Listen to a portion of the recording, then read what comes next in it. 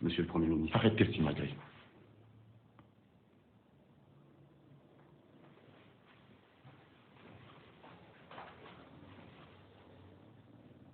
Patrice, je suis militaire et officier.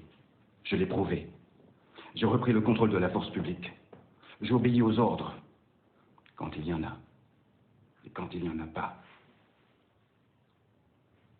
Je décide tout seul.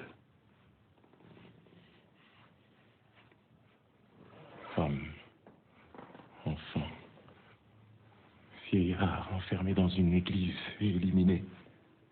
C'est ça tes décisions? Réponds. Non. Bien sûr.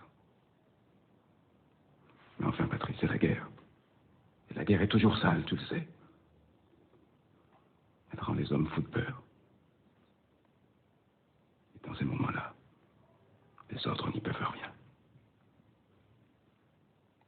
Tu as laissé faire ça. Tu n'as même pas fait fusiller les coupables. Tu te rends compte de ce que ça va nous coûter? C'est moi qu'on va rendre responsable de cette histoire. Tu me rends plus seul que je n'ai jamais été. Tu n'es pas seul. Je suis à tes côtés.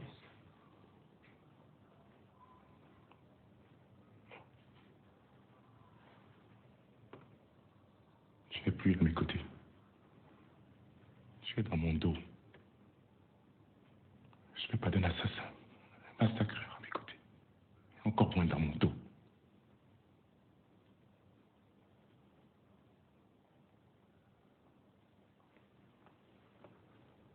Qu'est-ce que tu veux dire par là? Je veux dire, lâche-moi le camp. C'est clair.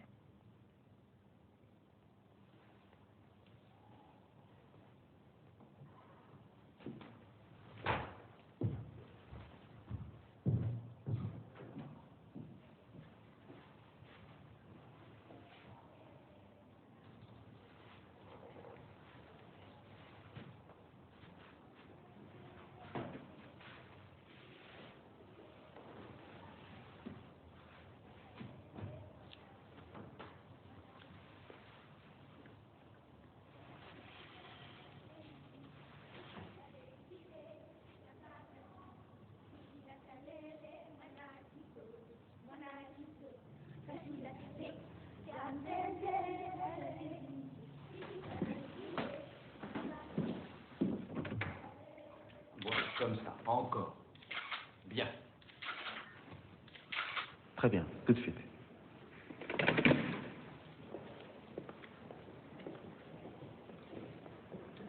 Monsieur le Premier ministre, le Président va vous recevoir. Monsieur Timberlake, content de vous voir. J'ai essayé vainement de vous joindre à l'ambassade. Je bouge beaucoup, Excellence. Tout le monde bouge beaucoup depuis un moment. Mon gouvernement aurait des propositions à vous faire. Proposition? Je vous entendrai volontiers, mais permettez-moi de douter de la fiabilité des propositions américaines. Vous connaissez certainement ce proverbe bantou. La main qui donne, la main qui dirige. Votre main, je la sens beaucoup trop lourde depuis un moment. Veuillez m'excuser. Monsieur le Premier ministre, je dois vous dire ma préoccupation. L'armée nationale Je congolaise... sais, Monsieur le Président. Massacre du Kasaï, je suis concerné. J'ai dit personnellement son fait au coupable.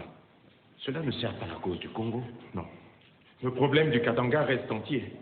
D'un côté, nos troupes ne sont pas encadrées et se livrent à des atrocités. De l'autre, la trahison de l'ONU qui soutient passivement les Belges. Le Ghana ne nous appuie qu'en parole et la Guinée n'a pas de moyens.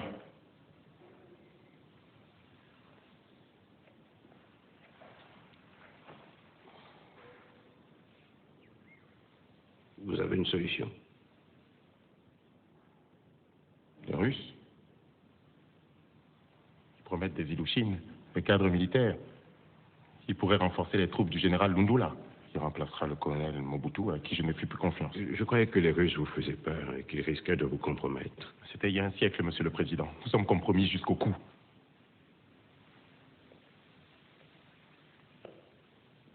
Quel bel endroit, n'est-ce pas? Et quelle paix. Permettez-moi d'insister, Monsieur le Président. Ai-je votre accord pour faire appel aux Russes? Si vous avez une meilleure solution, je peux peut-être l'entendre et l'appliquer.